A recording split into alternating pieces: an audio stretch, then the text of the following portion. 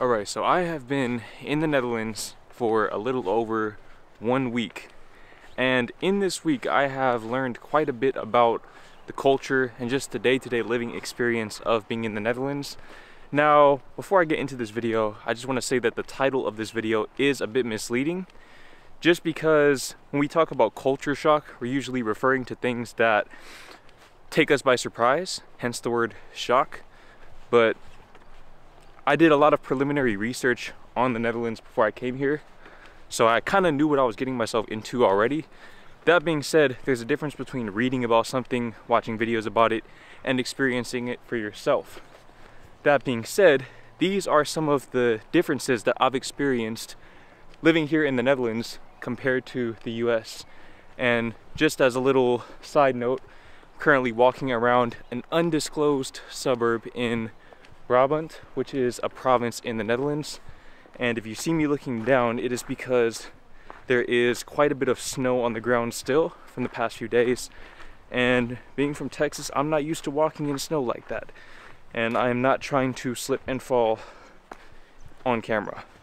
But that being said, the first thing that I've noticed about the Netherlands is the importance of family. Now, when it comes to family, I think that everybody's experience is a bit subjective, but I can say that in the Netherlands, based on what I've heard and what I've experienced thus far, it is very common, for example, for a family to sit at the table and eat dinner together every single night, if everybody's there, of course. And at least in my experience, I can't speak for everybody from America or who lives in America. In my experience, that was not the norm.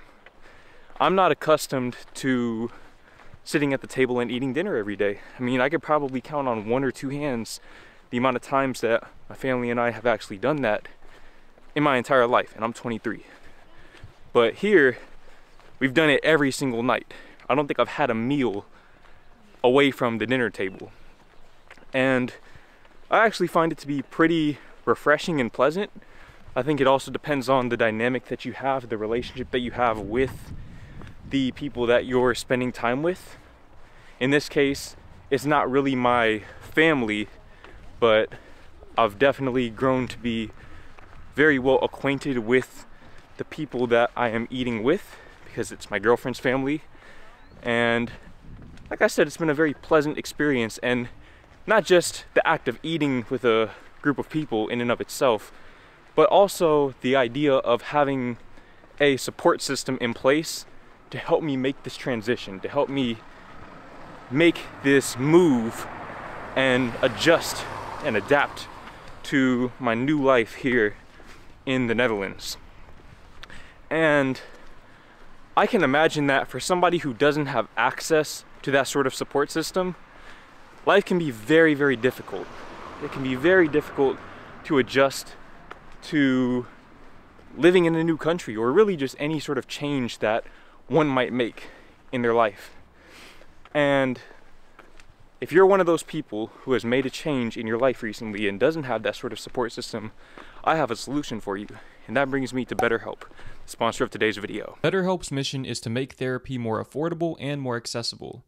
And this is an important mission because finding a therapist can be really hard, especially when you're limited to the options in your area. BetterHelp is a platform that makes finding a therapist easier because it's online, it's remote, and by filling out just a few questions, BetterHelp can match you with a professional therapist in as little as a few days. It's easy to sign up and get matched with a therapist. There's a link in my description. It's betterhelp.com/JordanGreen. Clicking that link helps support this channel, but it also gets you 10% off your first month of BetterHelp so that you can connect with a therapist and see if it helps you. And because finding a therapist is a little like dating, if you don't really fit with that therapist, which is a common thing with therapy, you can easily switch to a different therapist for no additional cost without stressing about insurance, who's in your network, or anything like that. So if you're struggling, consider online therapy with BetterHelp. Click the link in the description or visit betterhelp.com/JordanGreen. Now, in addition to the heightened importance of family in Dutch society, and again, this is all subjective. Maybe everybody else in the US eats at the table together and values family in that way. Not to say that I don't value family, but maybe everybody over there does, and I'm just the odd man out. But in my limited experience, that's not really the case. That being said, the next thing that has shocked me being out here in the Netherlands thus far is society's view on immigration and just some of the cultural clashes that I've seen here, or not so much seen, but at least heard about. And this was very, very shocking to me at first, because Dutch people, Dutch society in general, tends to be very progressive and tolerant from what I can tell. But there are a few exceptions. But based on what I've heard, at least, okay, and don't shoot the messenger, this is just my observation and I'm just delivering the information that I've received.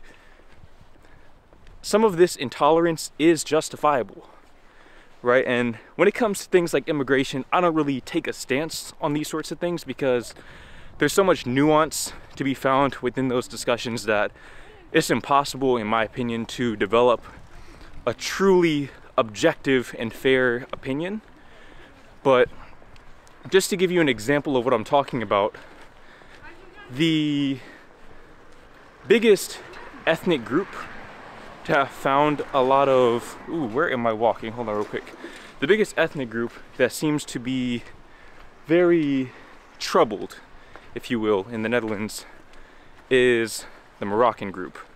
Now, I know very little about Morocco, never been there, haven't really interacted with the diaspora that much. I don't know if I said that right, but I haven't really interacted with that particular ethnicity that much, so I'm only going based on what I've heard.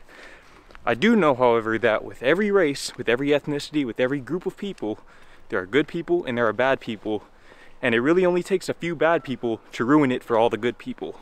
And from what I can tell, that seems to be the case here in the Netherlands. Now, let me just say this, okay? The Netherlands is by and large a very safe place, so I think part of this intolerance comes from a very, very safe culture experiencing a culture shock in their own right, because they don't really understand the type of danger that maybe some places in America experience on a day-to-day basis, right? Over here, maybe the worst that might happen to you is your car gets broken into or something like that. In the US, we're talking about losing your life. That's the threat. So it's a whole different ballpark. So I can imagine that anytime you have people introducing crime, the likes of which the general population is unfamiliar with, you'll see a lot of pushback. And like I said, justifiably so, right? You don't go to somebody's house and start causing problems for them. But I do think that there is a general rigidity about Dutch culture, and I don't think it's just Dutch culture. I think it's maybe European culture in general, just because European countries are by and large more established. Hold on real quick. I don't know where I'm walking, so I'm just going to turn around. But European countries by and large tend to be more established than American society, because America is just a younger country. And just like I was telling some of my girlfriend's family members at the dinner table a few days ago, America is basically a country full of immigrants. So that being said, America doesn't really have a set in stone culture. It's basically, for lack of a better term, a melting pot of all cultures. That's where the term melting pot comes from. So when we have immigrants come from different places to the US, they're allowed to sort of impose their will on the culture because they're helping to create it. Whereas here, a place like the Netherlands, where the culture spans back generation after generation after generation for hundreds, if not thousands of years, they're not really helping to create or establish a culture. They're simply tarnishing the culture that's already here. Now again, this is just my observation and my personal theory as to why there's so much tension and turmoil between the culture that I mentioned earlier, the Moroccan culture, and the Dutch culture, right? It seems to me that there's a fundamental incompatibility between the two cultures, and that's why there's a lot of tension. And truthfully, I don't really know of a feasible way to solve this without the cultures kind of finding somewhat of a middle ground. But again, You don't go in somebody's house and force them to change their customs for you, to appease you, right? At least that's not how I was raised personally. So I can see why, for example, the prime minister that recently won the election here in the Netherlands won the election. It's because there's a lot of intolerance, a growing sense of disdain toward those few bad apples that ultimately contaminate the whole orchard, or at least contaminate the perception of the whole orchard. Hold on real quick, let me watch my step right now before I fall down, because if I fall down on this ice, I'm ending this video prematurely. That being said, the next thing that I've noticed about the Netherlands, and this is less about the people and more about the place itself, is the weather. Now, I had heard that the Netherlands rains a lot, it's always cloudy. The cloudy part is true. The cloudy part is undoubtedly true. Okay, it is definitely cloudy pretty much every day here. I actually have seen the sun a couple of days, but as far as rain goes, it hasn't really rained that much. It did snow a couple of times. Okay, as you can see, all on the ground, there's still snow. This has been here for a few days now, and it's cold. Okay, look, anytime you see me wearing gloves, it's cold. Just know that it's cold. As a matter of fact, I actually started wearing scarves since I came out here, which that's a whole new realm for me. I never in my life wore a scarf before I came here to the Netherlands, and it is most certainly a necessity out here. Not today in particular, but most days here in the winter, it's a necessity to have some sort of face covering or something like that. But the weather has been a major shock coming from Texas. Ironically, it's actually been colder in Texas than it has been in the Netherlands for the past few days, which is not the norm, by the way. I think it's been 12 degrees, 12, 15 degrees in Texas, something like that. Here it's been maybe low 30s. So cold is cold, but this seems to be the norm here. And I know this because of the tolerance that I see. People seem to have a general sense of tolerance for this cold weather, and that's something that I'm going to have to adopt over time. I have adapted to an extent to this weather, but I don't think that it's something that you ever truly get used to. Just like in Texas in the summer, you don't ever really get used to the heat. You just kind of learn to tolerate it. And in this case, I think that I'm just gonna have to learn to tolerate it. But really, it seems like a lot of Dutch people are completely unbothered by this weather. I see people riding their bikes. I actually rode bikes with my girlfriend in the snow a few days ago, and I'm not gonna lie, I took a corner too fast. I almost ate concrete. After that, I learned to take the corners more slowly, and haven't really had, ooh, I don't want to put that on camera, but I just saw somebody wipe out on their bike. I'm talking about wipe all the way out. That's ironic, but anyways, I lost my train of thought. I completely forgot what I was saying, but I'm pretty sure I was talking about Dutch people's tolerance for cold weather. I feel like the tolerance for cold weather is pretty interesting, just because in Texas, like I'm sure back home, it's 12 degrees right now, nobody's outside. Nobody's outside, nobody's out and about. Definitely no one's riding their bike. Okay, that's just not happening in this sort of weather. But I guess that this is just the reality of living here, right? And it's something that, like I said, I'm gonna have to get used to over time. I'm gonna have to get used to riding my bike in this cold weather, and that's just what it's gonna be. Now, that being said, speaking of bikes, the next thing that shocked me about the Netherlands, and again, this is something that I already knew about the Netherlands, but it shocked me in the actual practical day-to-day application of it, is the transportation infrastructure here. You can see right now, technically I shouldn't be doing this, but I think this particular bike lane doubles as a sidewalk, but I'm currently walking on this bike lane right here. And you know that it's a bike lane in the Netherlands because it'll be this red color right here. But I'm walking on this bike lane, and these are everywhere, okay? Everywhere in the country, you will see some variation of a bike lane system. And it's very well organized.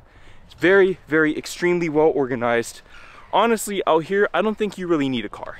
I think for most people, a car is simply a luxury for convenience sake.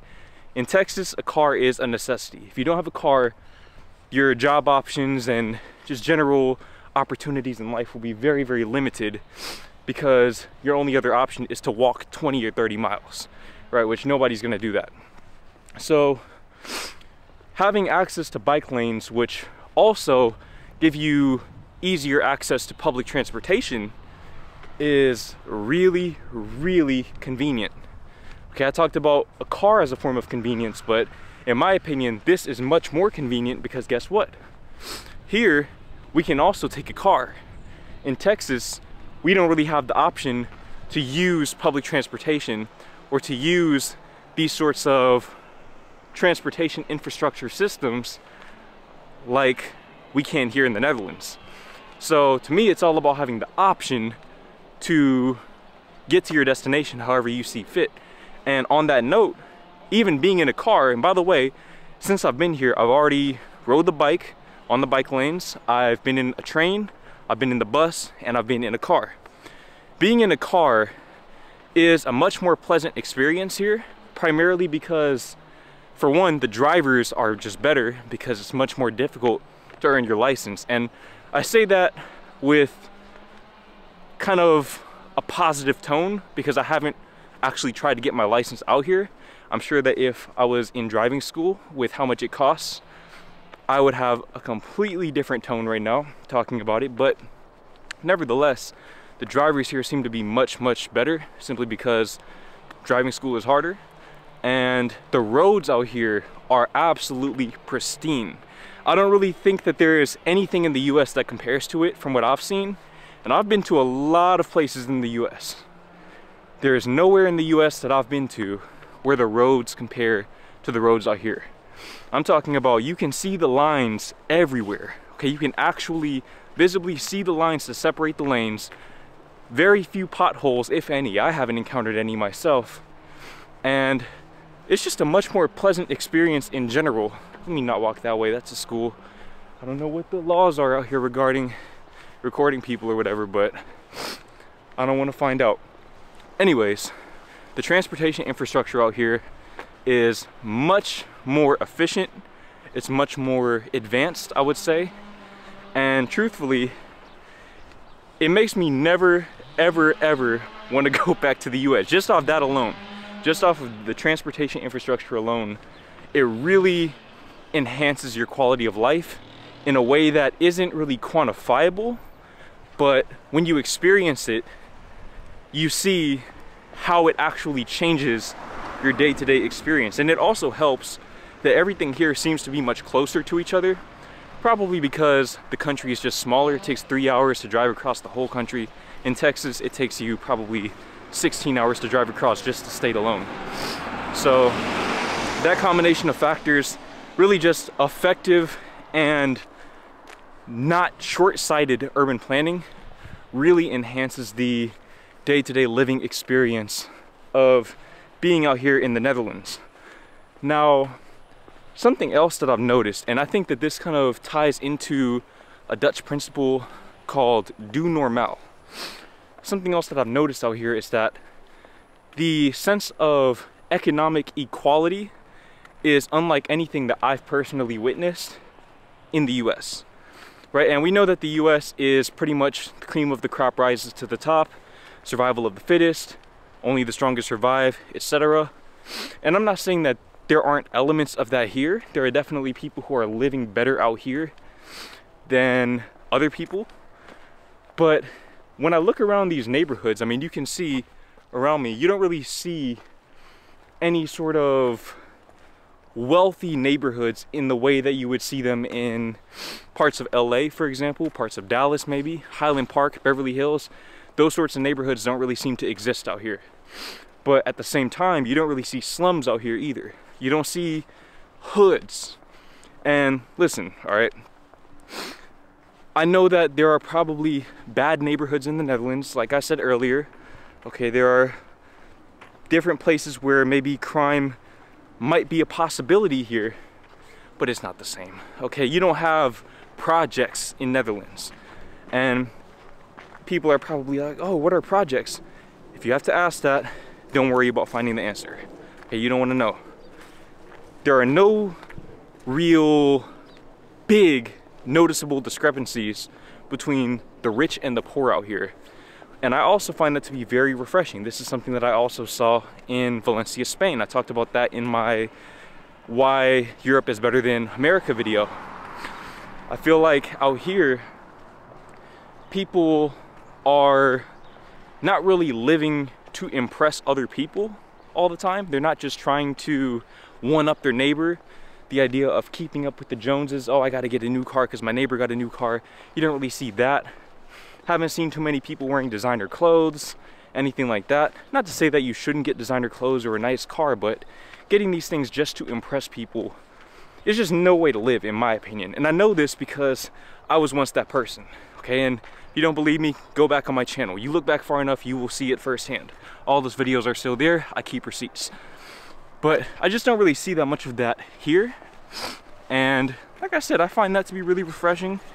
It really enhances the average experience of a person living here in the Netherlands. Hold on real quick. Let me watch my step, okay, so I don't fall. And go ahead and turn into this neighborhood right here. But just being out here in the Netherlands and experiencing this level of economic equality where you see people from all walks of life riding their bikes, riding the bus, riding the train, just doing things like that. That seems to be a very, very big aspect of Dutch culture. Just the whole do normal thing. I'm not better than you, you're not better than me. Doesn't matter how much money we make. And I said this in the last video, but do normal isn't about keeping other people from succeeding. It's more about staying in your own lane and not trying to live your life to flex on other people or to be above other people. And this is actually a concept that I've talked about in the past. I always talked about being better than average, but really, what's the point?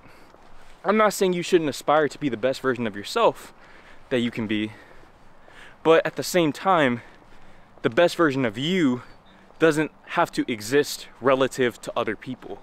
You can be the best version of you without having to measure yourself against other people. Another thing that I've noticed about the Netherlands is that groceries are much cheaper. Now, this right here, it's not really something that people who aren't from the US, or I don't know what other countries have similar food prices to the US, but if you're from the US, you'll appreciate the grocery prices out here, especially the prices of healthy food, and not only the prices, but the quality. The food, the produce in particular, seems to be much higher quality out here. And I don't really know why that is. I mean, it's super cold. I don't know how they can grow anything out here, but they get it done. They get it done, and the fruit and the bread in particular are miles above US fruit and bread. And it's cheaper on top of that.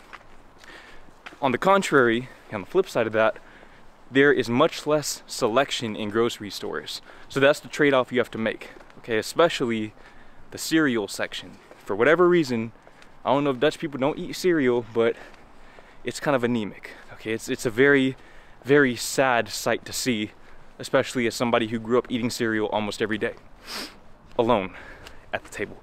But that's besides the point. I feel like out here in the Netherlands, you won't really see as many different options for any particular item, which honestly, most of the stuff that you see in US grocery stores, people aren't really buying anyways. It's just stuff that you walk past, but you never actually try it out. Most people, they probably just go for the same few things every time anyways. The problem is that here, those same few things aren't really widely accessible in all of the different stores. And I've been to a wide range of grocery stores out here, everything from Jumbo to Plus to Albert Heijn to Lidl, and I think I went to another one, not really sure what it was, but I've been to multiple different grocery stores, actually more grocery stores than I ever went to in the US, and the selection's just not there. But what is there is cheaper, and to me that is well worth the trade-off personally. because I'm trying to save money. Okay, I just spent all this money on this flight to get out here. I have bills to pay. So anytime I can save money, I'm happy. And being able to ride the bike, being able to get cheaper groceries, even produce, things that would be expensive in the US, is really nice. Okay, it's definitely much appreciated. Now, the next thing that I've noticed about Dutch culture, and maybe you've seen some of this even in this video, don't know how much you've seen other people in this video, in the background maybe, but the next thing that I've noticed about Dutch culture or Dutch society is that the people out here are very fashionable. Now look, I've been to other countries in Europe, right? I went to Spain, Valencia, Spain. I spent the day in Zurich, Switzerland. I went to the airport in London, and honestly, this might be the best dressed group of people that I've seen. Okay, I'm talking about the stuff that people out here wear, just the average outfit that you see out here. If you wore that back home, you will get compliments all day. Honestly, back home, all you really need is an overcoat. You wear an overcoat and a scarf, I promise you, people will stop you on the street to tell you how nice your outfit is. But out here, it's just the normal. And truthfully, I need to set my game up because, like I was saying in my I moved to the Netherlands vlog, my wardrobe is not exactly anything noteworthy right now. Because again, I'm trying to save money. So in that regard, I guess I'm fine. But over time, I will want to maybe learn a thing or two about fashion from the people that I see around here. Okay, I can maybe allow the Dutch sense of fashion to inform my own sense of fashion without taking away from my authenticity. Because these folks can dress, bro. These people, they can dress. They dress functionally. Like I said, scarves, coats, gloves, all of that. But they do it in a way that still looks good. You see, me, I'm not worried about looking good right now. I'm worried about staying warm. Okay, just like Julius said in Everybody Hates Chris, coats aren't supposed to be cool. They're supposed to be warm. I'm warm right now, but I definitely want to be cool at the same time. And again, it's not about measuring yourself against other people. It's about just taking in your surroundings and saying, wow, this is cool. This is something that I can definitely implement into my own life. So when we talk about the fashion sense, these people out here, they're dressing like models, at least compared to people back in the US. Now, on the topic of modeling, the next thing that I've noticed about Dutch people, and this is something that I read about as well, but I didn't really understand until I saw it. These people are tall. These people are tall. These are definitely the tallest people that I've seen anywhere. Okay, just on average, I feel short. This is the first time since I was maybe a freshman in high school, before I hit my growth spurt, that I've actually felt short, like legitimately short. And truthfully, you've seen my girlfriend in my videos. If you haven't, go and watch some of the other videos with her in them. My girlfriend is very short. If it wasn't for her, I think that the average height here would probably be 6'3" or something, okay? I think she single-handedly brings down the national average height out here in the Netherlands, because these people are tall, bro. So imagine a society full of tall people dressed like fashion models riding their bikes everywhere. Okay, that's pretty much a good portion of the Dutch experience right here. And also you just have these quaint little neighborhoods like this. I'm loving my time out here thus far. I don't know if I've made that clear or not, but I'm loving my time out here thus far. And look, it's not perfect out here. Nowhere is perfect. Okay, I've been to enough places to know that. Every place will have its flaws. It's all about finding a place that has trade-offs that you're willing to make. And I feel like, at least for this time, I found it.